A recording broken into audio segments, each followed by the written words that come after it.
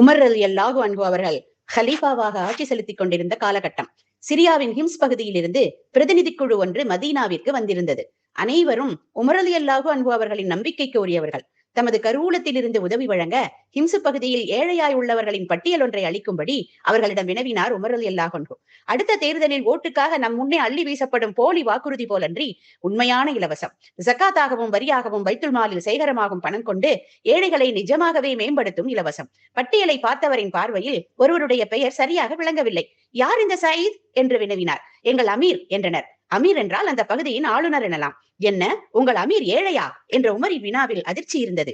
ஆமாம், அல்லாஹுவின் மேல் ஆணையாக பல நாட்கள் அவரது வீட்டு அடுக்களை நெருப்பின்றி இருப்பது எங்களுக்கு தெரியும் என்று அவர்கள் நிச்சயப்படுத்தினர். உமர் அழுதார். மாநிலம் ஆளும் ஆளுநர் ஏழையா?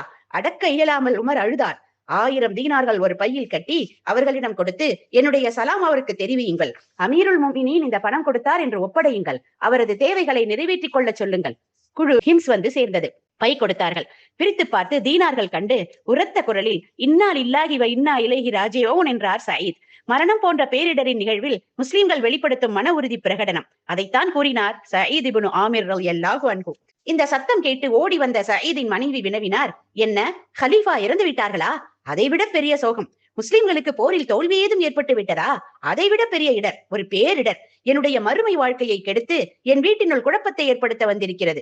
அப்படியெனில் அதனை விட்டொழியுங்கள் என்றார் மனைவி, தீனார் பற்றி அறியாமல். அப்படியானால் எனக்கு உதவுவாயா?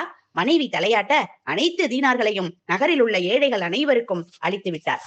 என்ன சொல்வது? போதாமையில் உள்ளதே போதும் என்ற வாழ்க்கையை நம்மால் முழுதும் உணர்ந்து கொள்ள முடியுமா என தெரியவில்லை.